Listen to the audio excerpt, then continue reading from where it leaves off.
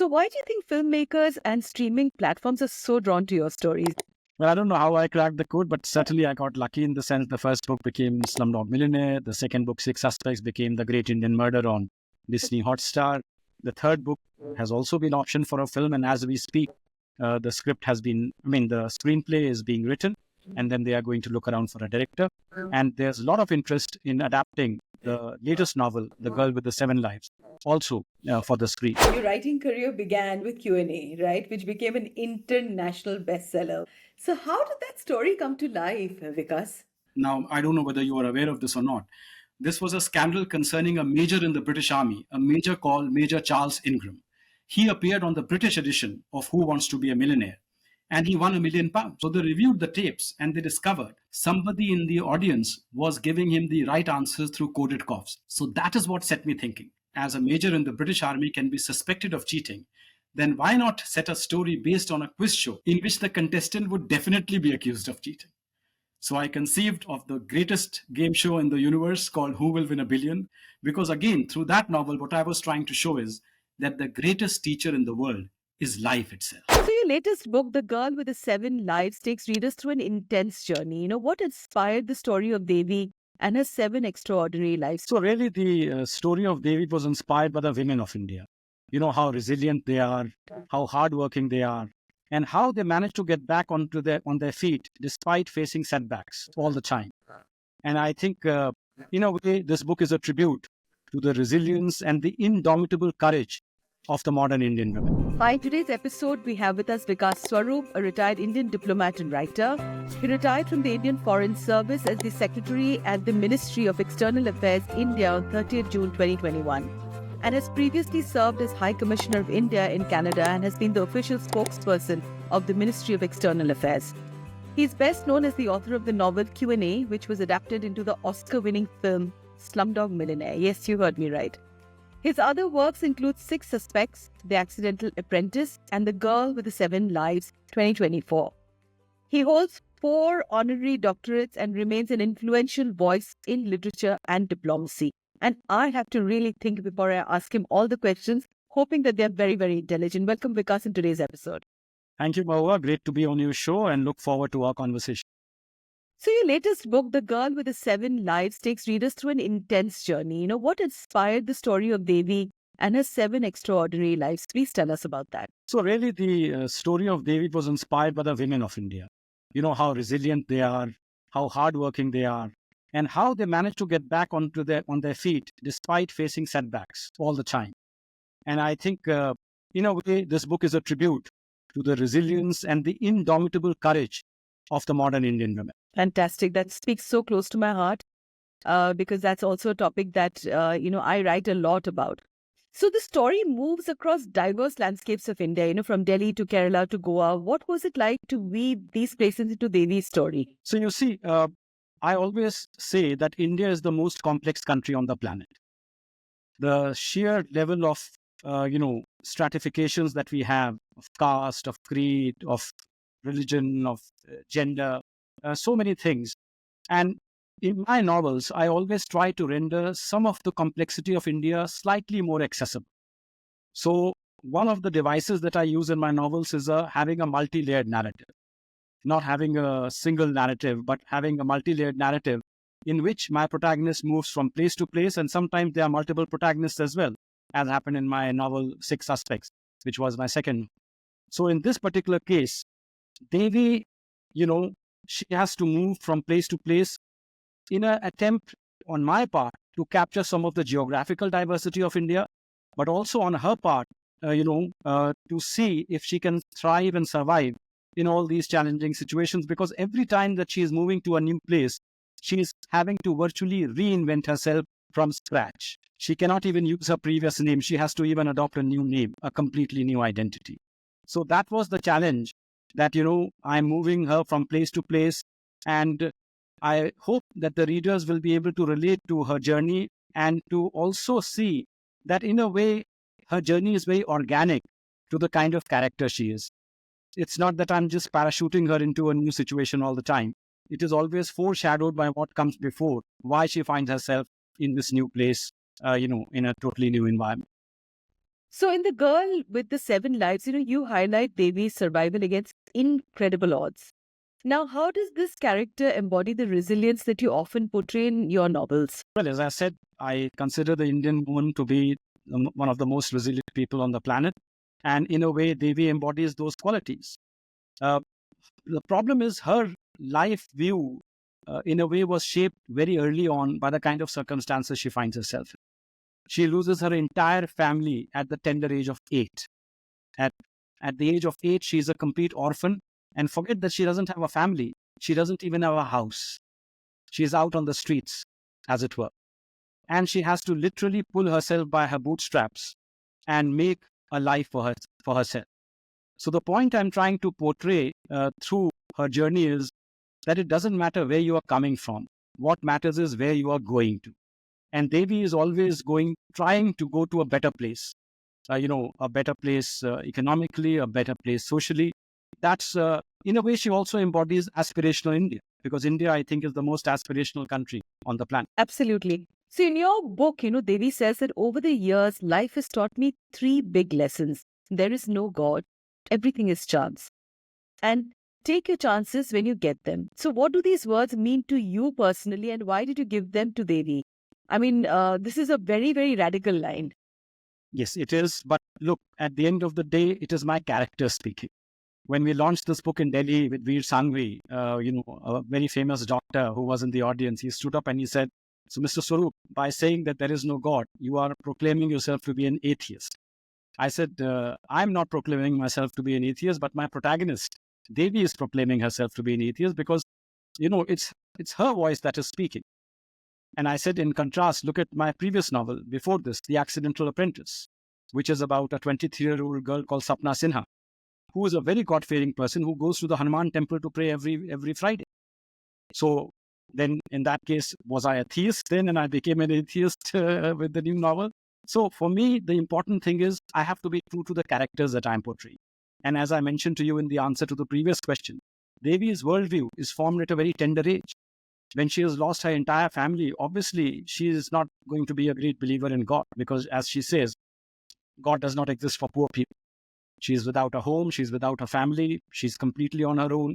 And naturally, she does not feel the protection, the benevolent protection of an omnipotent God beside her. And that's why she forms this worldview. So leave aside the God part. The second part of what she says, everything is chance, I think is very, very important. Because if you look at it, a lot of what we become is based on the accident of birth, which family you are born in, on which you have absolutely no control at all. Absolutely. Even the religion you are born into, you have absolutely no control over that at all. So chance is a very, very important aspect of our existence. And I think the third part of what she says, take your chances when you get them. I think that's also equally important, especially in today's cutthroat dog-eat-dog world, where, chances are scarce to come by, and there are lots of people competing for those same chances. So whoever gets that chance first and utilizes it emerges as the winner. Fantastic. My God, you speak to my heart. There's another very powerful line from your book that says the most valuable thing in the world is not money, it's attention. How does this idea resonate with today's social media driven world where everybody's complaining about attention, attention, and more attention? No, absolutely. I think, in a way, this opening line of my novel is a reflection of today's society. 300 years ago, when we had the agricultural economy, the most valuable commodity was land. Then we transitioned to a manufacturing economy, and the most valuable commodity became labor, because labor was in short supply. Then we moved on to the communications revolution, and the most important commodity became information. But now, in the 21st century, we have a surfeit of information. We have so much information available with us that we do not know what to do with it. You just Google something. If I just Google Mohua Chinappa in Google, I don't know, I'm going to get probably 1 million hits. And I have to make sense of, which is the right link to follow, etc. And that is why, in today's world, the most valuable commodity has become attention. And the social media companies, in fact, have mined this particular thing through their algorithms, which are designed to promote the maximum attention.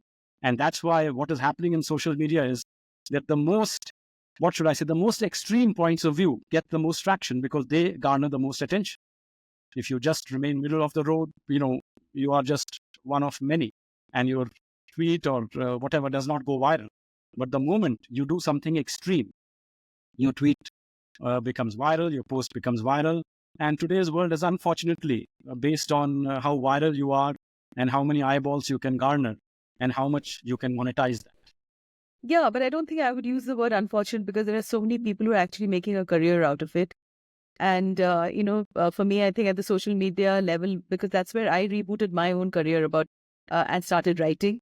So I think everything is fortunate and unfortunate the way we want to handle it.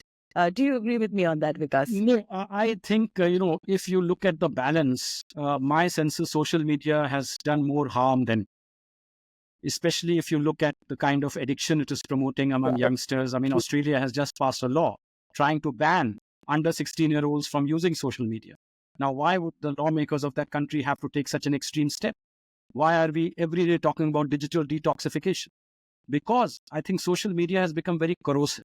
Look at the number of young girls who feel bullied because of the kind of comments that people are directing at them on social media. Bulimia has happened because, people want to conform to a particular body image, which they see on social media. So, and then I'm not even talking about the election meddling and other political interferences that have happened through social media. So certainly, social media, I think, started off as a tool to empower everyone. Yes. I mean, Justin Bieber would never have made it without the era of social media because he was discovered through YouTube. So now we have cut out the middleman, we have cut out the gatekeepers, and people have a voice. Everybody has a voice. They have their own platforms. They can make themselves heard. But on the con side, there is so much happening now that people are trying to make sense of it, and fake news is proliferating at such an extent that I have been forced to say that the most dangerous people in the world today are not terrorists, but are graduates from the University of WhatsApp, who believe on every nonsense forward that comes to them, and they start forwarding it to 20 other people. And as you know, people have been lynched on suspicion that, a black car is traveling with people who are going to be abducting children. And people have been lynched. Somebody who was traveling in a black car was stopped and they were lynched just on the suspicion which circulated through social media. So I think we have to be very, very cautious. Social media, of course, is a double-edged sword. But as in my personal opinion, I think it is currently doing more harm. Now we need to come to the most important question. Your writing career began with Q&A, right? Which became an international bestseller. We're really talking big here. So how did that story come to life, Vikas? So look, I call myself an accidental writer because I never thought I could be a writer. I was always a reader. It was only when I was posted in London, and this happened between 2000 and 2003, that the writing bug sort of bit me. There were two inspirations. One was being in the city of London itself, where all the publishers, all the agents are located. And secondly, many of my contemporaries in the Foreign Service had started writing fiction. So they acted as an inspiration to me. And I thought to myself, do I have a story inside? And around that time, there was a big scandal in Britain. Now, I don't know whether you are aware of this or not. This was a scandal concerning a major in the British Army, a major called Major Charles Ingram. He appeared on the British edition of Who Wants to Be a Millionaire? And he won £1 million. He answered all the questions correctly and he was given £1 million. But the producers suspected that something was not quite right about his performance. So they reviewed the tapes and they discovered that on some of the questions on which he was stumbling, somebody in the audience was giving him the right answers through coded coughs. In the sense, when the answer was B, there would be 2 coughs. When the answer was D, there would be 4 coughs. So he was arrested, the £1 million was taken away from him, and eventually he received a 2-year suspended prison sentence. So that is what set me thinking. I said, if a major in the British Army, somebody as well respected as a major in the British Army, can be suspected of cheating, then why not set a story based on a quiz show in which the contestant would definitely be accused of cheating? So I conceived of the greatest game show in the universe called Who Will Win a Billion. Obviously, I could not use Who Wants to Be a Millionaire. They would have sued me because it was their copyright. But my contestant is an 18-year-old waiter called Ram Muhammad Thomas, who appears on this greatest quiz show on earth. And they invite him thinking, there is no way he can answer even 2 or 3 questions. But he answers all the questions correctly. Because again, through that novel, what I was trying to show is that the greatest teacher in the world is life itself. And those of us, who go through a very hard life, those hardships really condition you, not just to answer questions on the quiz show, but the questions to the difficult challenges of life itself. Agree. Agree wholeheartedly with you. So why do you think filmmakers and streaming platforms are so drawn to your stories? I mean, what makes them adaptable to visual formats? And I think all writers, including me, are dying to know, how did you crack the code? Well, I don't know how I cracked the code, but certainly I got lucky in the sense the first book became Slumdog Millionaire. The second book, Six Suspects, became The Great Indian Murder on Disney Hotstar. The third book has also been optioned for a film. And as we speak, the screenplay is being written, and then they are going to look around for a director. And there's a lot of interest in adapting the latest novel, The Girl with the Seven Lives, also for the screen. So I've been lucky, but what most people tell me, especially filmmakers who have adapted my work, they tell me that I write in a very visual kind of way. And that's true in the sense that when I'm writing, I am first visualizing that scene in my head. So I'm seeing it playing out, like on a cinema screen, but inside my head. And then I write from that perspective. So as a result, when you are reading what I have written, then you can also visualize that same scene, which I had seen when I was writing.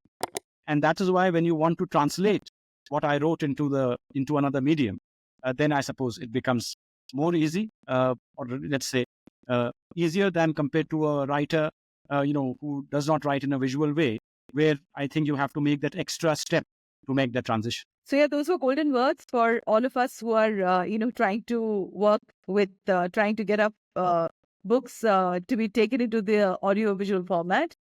So do you think visual media like films and series has overshadowed the written word? And do you believe that books retain unique advantages even now? Oh, absolutely. I think there is no doubt that the image has overtaken the word, but the problem with the image is that the image is one-way transmission. Why do you think we call the television the idiot box? Because it's just beaming at you and you are a passive recipient of what is beamed at you. You do not have any agency. But when you read the words on a page, you read those words, then you visualize those words in your head, and then you move on to the next sentence. And that is something that gives you the greatest pleasure, because when you're reading a Harry Potter book, for instance, you can visualize yourself as Harry Potter. I mean, that's the beauty of the written word, that when you imagine those words in your head, you can put on any filters that you want. So obviously, a young boy reading Harry Potter can visualize himself as that Harry Potter boy, with his face, probably with those round glasses.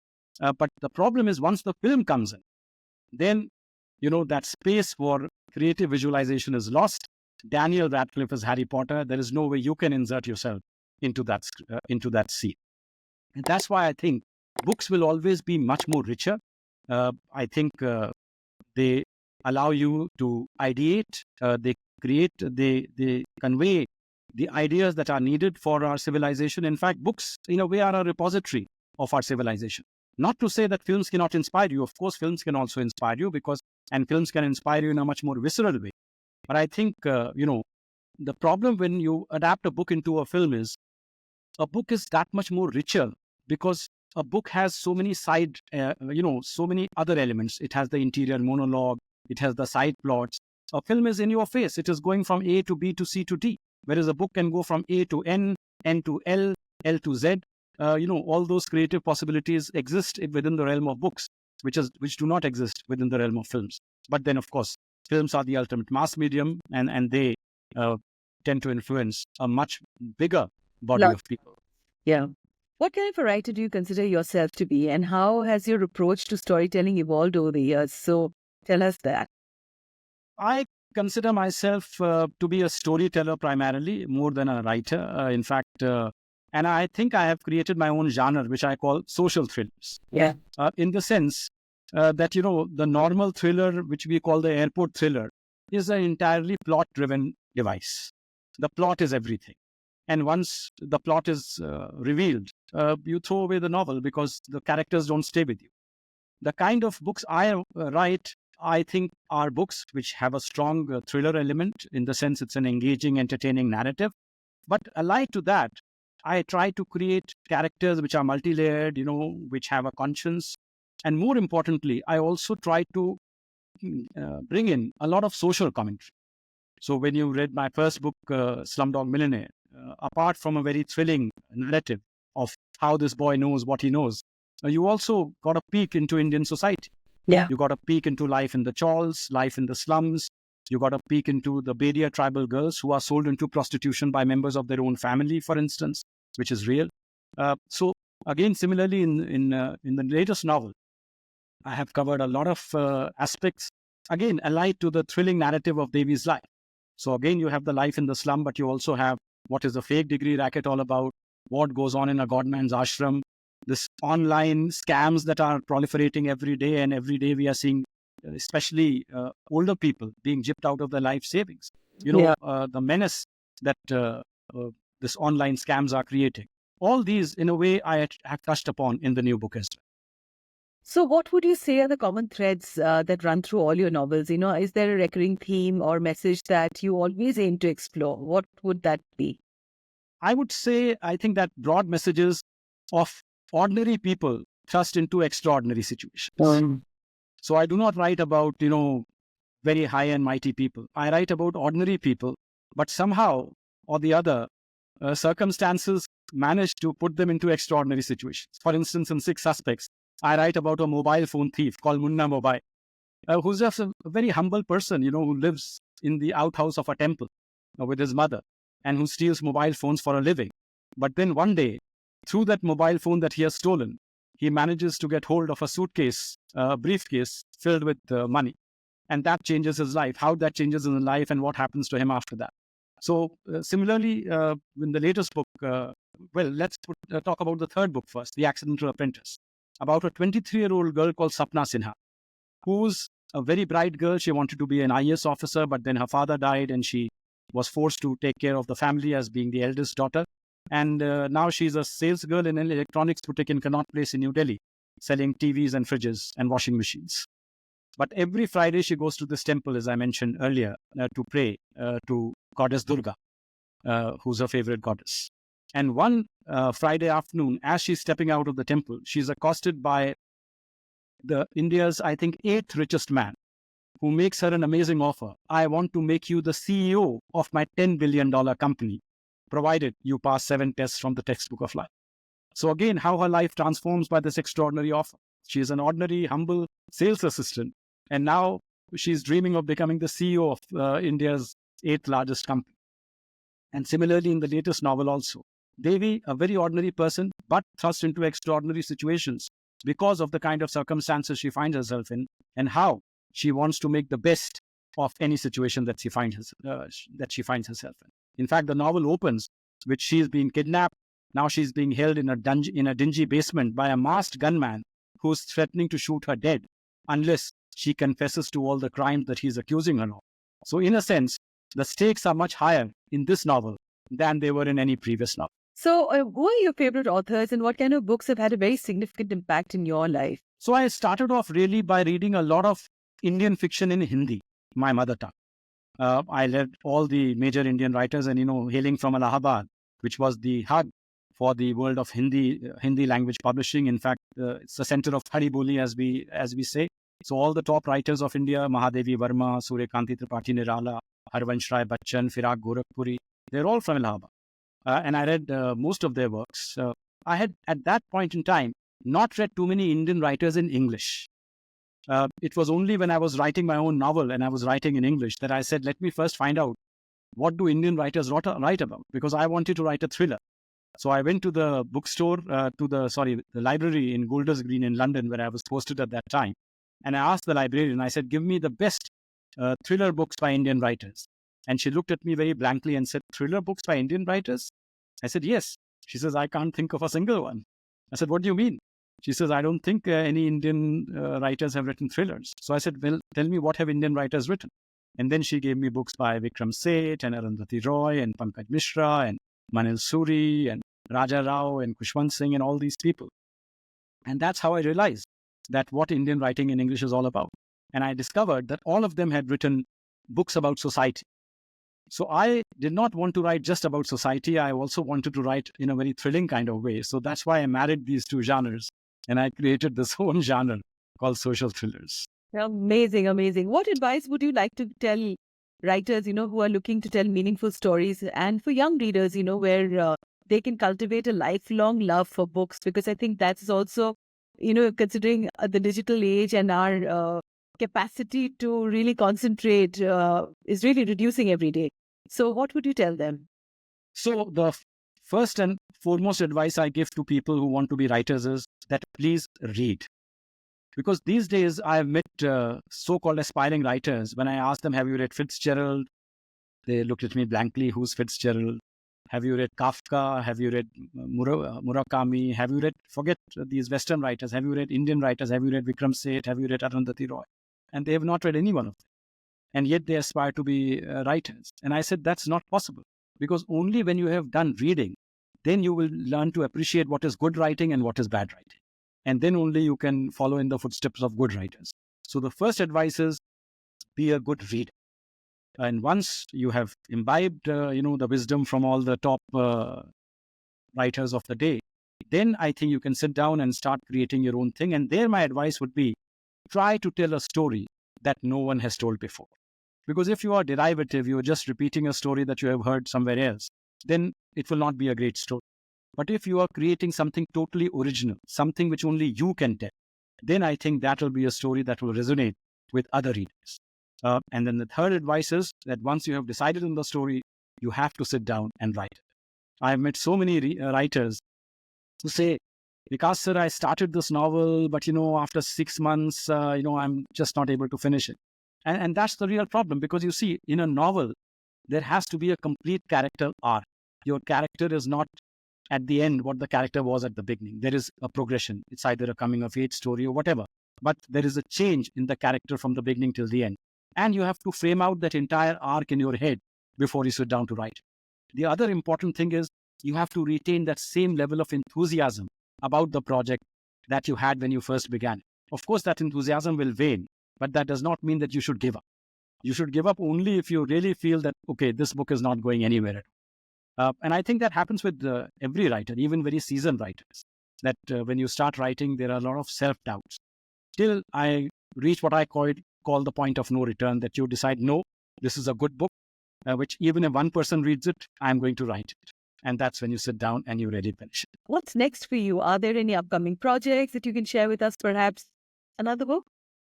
Well, yes, certainly. Look, all I can promise is the next book will not take 11 years.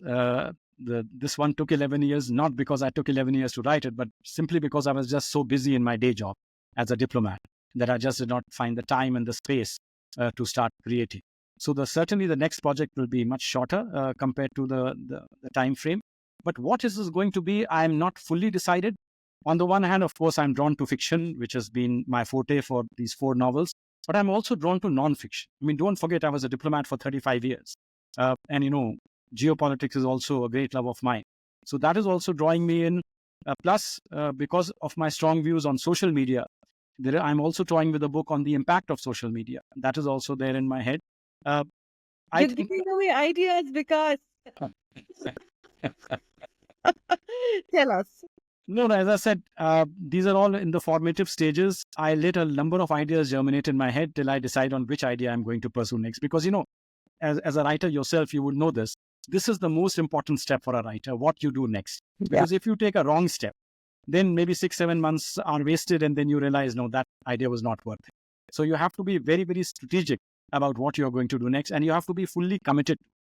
So I'm in the phase where I'm still toying with various ideas. I'm not fully committed to that one idea yet. And that's why I cannot give you a better answer at this point in time. But all your answers are so amazing. So tell me something. Do you prefer to write your draft by hand, or do you work directly on the computer? So I do not have writer's block, but I have writer's cramp, in the sense that this is something that developed when I was in my BA in Allahabad University. And in fact, I flunked my psychology paper because suddenly this writer's cramp occurred. And when I'm holding a pen, my right hand just starts cramping up completely. And as a result of this, even when I'm signing checks, the bank sometimes say, sorry, sir, your signature is not matching. So it's a huge problem for me. And because of this reason, I do not write my novels at all. I type my novels. And I type with, both hands, and it's not a very fast pace, but in a way I enjoy it, because in the process of typing itself, the ideas can germinate and fructify. So I enjoy that. So I'm definitely not a writer. I don't use my pen. I use my keyboard. I use my keyboard. Late at night or early in the morning?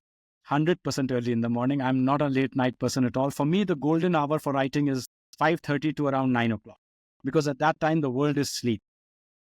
My phone is not ringing, and I'm at peace. And that's when I think I'm the most creative.